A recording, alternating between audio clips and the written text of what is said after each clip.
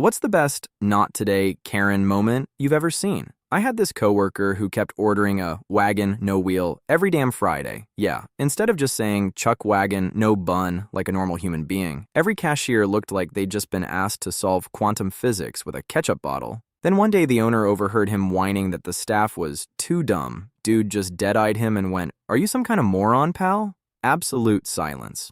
Watching that ego deflate was like seeing a parade balloon hit power lines. Funniest shit ever. He never said wagon, no wheel again. Story 2.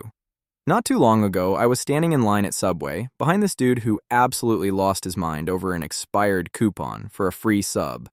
Manager kept calmly explaining it wasn't valid anymore, but this guy acted like the Constitution guaranteed him unlimited Italian BMTS, full volume screaming, wild arm waving, the whole production. It escalated so hard, someone actually called the cops. Eventually, he stomped out the door like an angry toddler who just got told the playground was closed. By the time I finally made it to the register, I was honestly just relieved the building was still standing. I smiled, ordered my sandwich, said thanks, and paid without making everyone's day worse. The cashier looked at me, laughed, and said, "You know what? This one's on us." Turns out, basic human decency earned me the free sub the other guy spent 15 minutes having a public meltdown over. Watching that unfold was like seeing someone spend $1,000 in legal fees fighting a $20 parking ticket, while the guy quietly waiting in line gets handed the prize anyway. Story 3. Back when I worked retail, I was the designated shopping cart guy. My whole job was hauling endless trains of carts in from the parking lot. One insanely busy afternoon, I rolled up with another giant line of carts and noticed this woman standing by the cart corral. Mid-40s, maybe. Didn't think anything of it because she was literally surrounded by shopping carts. Like, she could have reached out in any direction and touched one. Then she yells from about 30 feet away, "Bring me a cart." I honestly thought I'd misheard her. There was no way someone standing next to a dozen perfectly good carts was asking me to hand-deliver one like room service. So I just smiled and waved. Apparently that was the wrong answer. She gasped like I'd insulted her ancestors, pointed at me, snapped her fingers, and shouted, "Bring me a cart, right now." Snapped. Her fingers at me. I actually laughed out loud because my brain refused to accept that this was a real interaction. It felt like watching someone stand next to a vending machine and demand the maintenance guy personally hand them a bottle of water. I turned around, went back outside to grab more carts, and left her standing there with her personal army of unused shopping carts. She immediately filed a complaint about the rude cart boy. To this day, I still wonder if she ever figured out how shopping carts work, or if she's out there somewhere waiting for one to walk itself over like a loyal golden retriever. Story 4. I was about fourth in line at Bed Bath & Beyond when this older woman decided the checkout lane was the perfect place to wage war over a stack of coupons that had expired. And I mean expired. Not last week, not last month, over a year ago. She kept insisting she didn't notice, while arguing like the cashier personally changed the calendar just to ruin her afternoon. The whole line was trapped listening to this nonsense when the guy behind her, thick New England accent and all, casually goes, "Just show him your special privileges card." She blinks. "I don't have a special privileges card." Without missing a beat, he asks, "Why don't you have one?" "I don't know." He shrugs and goes, "Think maybe it's 'cause you don't got any special privileges?" The silence afterward was beautiful, like somebody had unplugged the world's loudest leaf blower. Then the entire line burst out laughing. She just stood there buffering for a second, while the joke slowly loaded into her brain. You could practically see the progress bar crawling across her face. The second it finally clicked that she'd just been roasted in front of everyone, and there wasn't a manager on earth she could complain to about it, she grabbed her coupons and walked right out. The guy set his sheets on the counter like he'd just finished a normal Tuesday, and the cashier laughed so hard she knocked 50% off his purchase. Watching that unfold was like seeing a mosquito fly into one of those blue bug zappers. Tiny spark, instant silence, and everyone nearby secretly enjoyed it way more than they should have.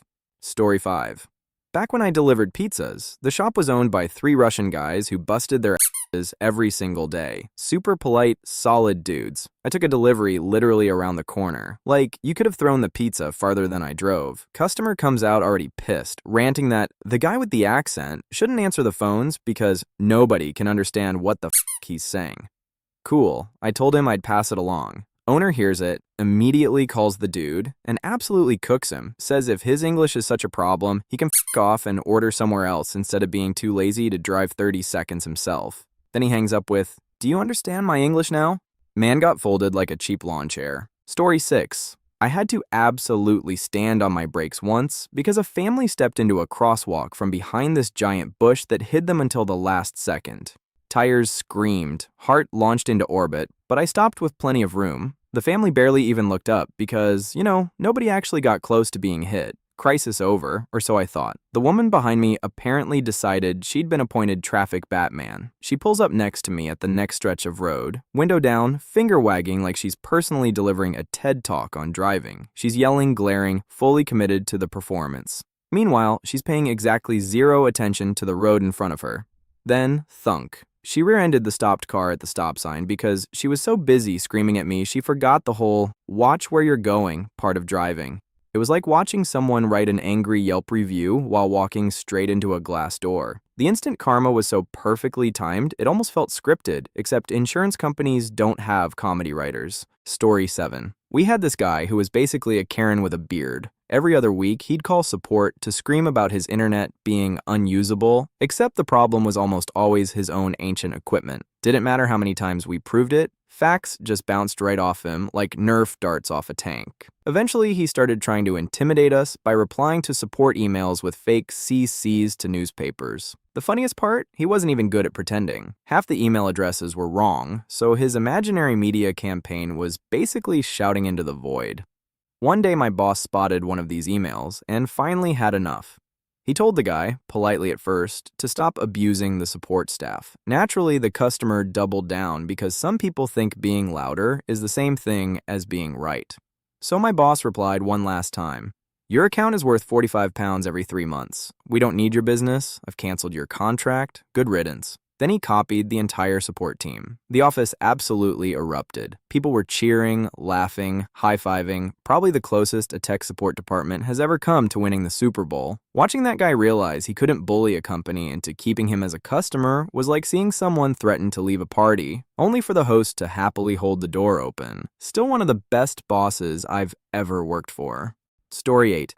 I used to work as a barista, and there was this one regular who treated me like I personally invented Mondays. Every visit came with attitude, eye rolls, and enough passive-aggressive bullshit to power the espresso machine. Then COVID happened, staffing got wrecked, and my manager actually had to work the counter with me instead of hiding in the office. Funny how dealing with customers for 5 minutes completely changed his perspective. One day he was ranting about how unbelievably rude people had gotten, so I pointed out my favorite nightmare customer and asked if I could refuse to serve her. He didn't even hesitate, just shrugged and said, "Yep, if she complains, send her to me." The very next day, she marched in, skipped the hello like always, and demanded her usual order. I just smiled and said, "Nah, I'm not making you anything anymore." The look on her face was priceless. She immediately started cussing me out, so I pointed toward my manager's office like a game show host revealing the grand prize. She stormed over there expecting me to get chewed out. Instead, he backed me completely and refused to serve her too. Best part? That was the only coffee shop in the mall. If she wanted caffeine after that, she had to leave the building and walk somewhere else. Turns out being a professional asshole isn't covered by the loyalty rewards program. Story 9. Back in high school, our club took a trip to Disney World, and we were waiting in the Space Mountain line. My brother got distracted for maybe a minute, looking at something in the queue. Seriously, 2 families squeezed in while he was gone. That was it. He comes back trying to rejoin us, and this dude behind us suddenly appoints himself chief of line security. The guy starts shoving my brother backward, insisting he wasn't allowed back in line. We kept telling him, "He's literally with us. He was standing here the whole time. He was gone for like 60 seconds. Didn't matter. This guy was acting like my brother had just tunneled in from the parking lot to skip a 3-hour wait. Then, like the Disney gods decided they'd seen enough, a cast member walked right by. We explained that the guy had been putting his hands on my brother, and without any drama, the cast member told him to leave the line immediately. The best part? His family didn't argue, didn't follow him, didn't even look surprised. They just stayed exactly where they were while he got escorted out by himself. That told me everything I needed to know. Watching him disappear while his own family basically went, "Yeah, that's on him," was like seeing the last kid picked for dodgeball get ejected before the game even started. Instant karma with a fast pass. Story 10. I used to hunt on some land just down the road from my house, and I'd parked my truck on the shoulder before heading into the woods. There was this one woman who apparently made it her personal mission to ruin my mornings. Every time she spotted my truck, she'd drive by over and over, laying on the horn, screaming out the window, doing everything she could to scare off the deer. Problem was, the deer genuinely didn't seem to care. They'd glance up for a second like, "Really?" and go right back to being deer. She was putting more effort into this than the wildlife ever did. I reported it to the game wardens, but they told me they couldn't do much unless they caught her themselves. I sent them videos anyway, and they mailed her a warning. That, apparently, made me public enemy number 1. A while later, I was loading a deer into the bed of my truck when she came flying around the corner, slammed on the brakes, parked sideways across both lanes of the road, and jumped out screaming. She was yelling about how her kids didn't need to see me murdering animals, how I was ruining the peace, and how dare I report her. She got right up in my face without having the slightest clue who I was, which, if you stop and think about it, is an incredibly bold choice when confronting a complete stranger who's literally standing next to a hunting rifle. Not because I was ever going to do anything, I wasn't, but because that's a level of confidence normally reserved for people who think bears are just big dogs. Then fate decided it had seen enough. The very first vehicle to come around the bend was a sheriff's deputy. You couldn't script timing that perfect if you tried. He stepped out, listened for about 30 seconds, put her in the back of his cruiser, called the game warden, and then spent the wait talking to me about hunting like we were old buddies catching up. Meanwhile, she got a hefty fine and a warning that the next stunt would come with jail time. Never saw her again. Turns out blocking an entire road to scream at someone is a lot less satisfying when your audience is law enforcement instead of woodland animals.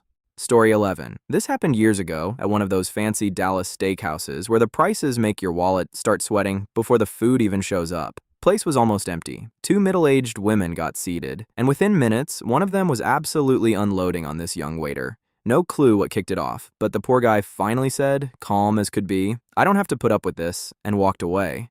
Less than a minute later, this older cowboy-looking dude walks over. Tall, perfectly trimmed white beard, dressed like he stepped out of a Texas legend instead of a parking lot. Guy had that quiet authority where nobody needed an introduction. You just knew he owned the place. He actually squatted down so they were eye level, talked quietly for a few seconds, then stood back up without breaking eye contact. The whole restaurant went weirdly silent. You know that movie moment where everyone suddenly remembers they have ears? Yeah, that. Then he said, clear enough for half the room to hear, "I'm bringing that waiter back, and you're going to apologize to him, loud enough for everyone to hear, just like you yelled at him. If you refuse, I'll personally escort you out." You could practically hear her ego grinding its gears. She looked around, realized every single person was watching, slammed her napkin onto the table, and snapped, "Fine, bring him back." The waiter returned. She gave a very reluctant public apology. He accepted it without acting smug, and everyone went right back to eating like nothing happened. Watching a professional Karen get sat down that hard was like seeing a runaway shopping cart finally hit the curb. Loud trip, instant stop, no dramatic comeback, just pure, beautiful accountability.